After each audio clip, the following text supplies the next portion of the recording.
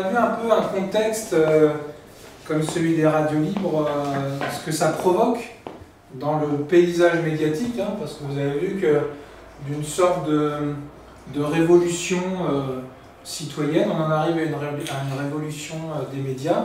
Radio Bartas organise une résidence de journalistes autour de l'éducation aux médias. Ce stage, c'était vraiment déconstruire l'univers médiatique et le discours journalistique. C'est-à-dire qu'aujourd'hui, on est abreuvé d'images, de sons. Comme je disais tout à l'heure, on est saturé même par certains discours. On ne sait pas forcément d'où ça vient, pourquoi on est agressé. Pour moi, c'est une agression, ce qui se passe aujourd'hui. Une information, c'est du temps pour aller sur le terrain, pour mener les interviews et pour recouper les informations, d'accord? Et on va s'arrêter sur ce temps-là. J'ai commencé au départ par faire quelque chose d'assez simple. Les médias, c'est qui, c'est quoi, comment ça marche. On a parlé concentration médiatique.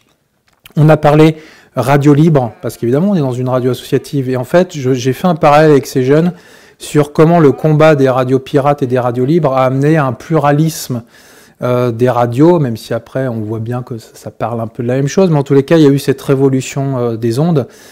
Et je trouve qu'on est en train, en 2021, de devoir mener une nouvelle révolution médiatique, c'est-à-dire casser ces concentrations et mettre en place d'autres formes de journalisme. Et c'est ce dont on a parlé. On a aussi parlé beaucoup fake news. Alors à la fois, les fausses infos, c'est quelque chose qui touche tout le monde, mais notamment cette génération.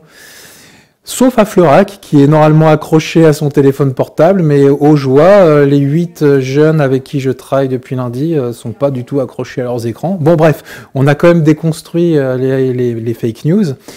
Et puis maintenant, on rentre dans un temps qui est intéressant, c'est le temps de la création. C'est-à-dire qu'une fois qu'on a compris comment ça fonctionne, les enjeux, etc., on va s'y coller. Et donc en fait, là, on sort d'une conférence de rédaction, c'est-à-dire de quoi on va parler sur Fleurac, comment on va parler sur Fleurac, et puis demain, ils vont partir avec leurs enregistreurs et ils vont faire les premières interviews, les premiers reportages.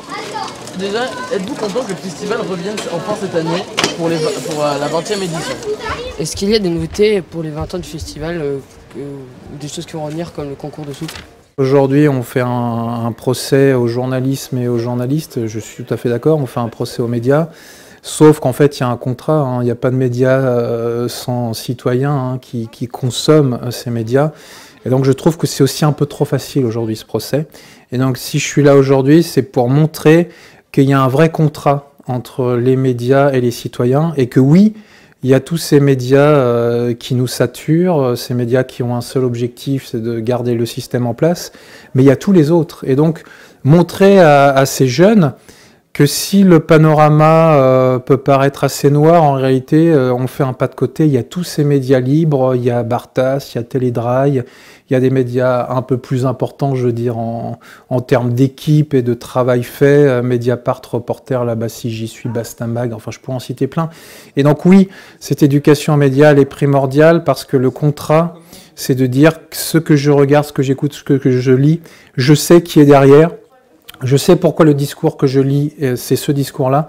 Et dès lors que je comprends le fonctionnement du discours, moi, en tant que citoyen, j'ai le recul pour comprendre ce qu'on me donne et j'ai surtout la possibilité d'aller chercher un autre contenu. Et donc, oui, je pense que l'éducation aux médias devrait être inscrite dans les plannings de l'école, comme l'éducation civique, comme l'histoire-géographie. Je pense qu'aujourd'hui, c'est un enjeu de citoyenneté, mais c'est surtout un enjeu démocratique.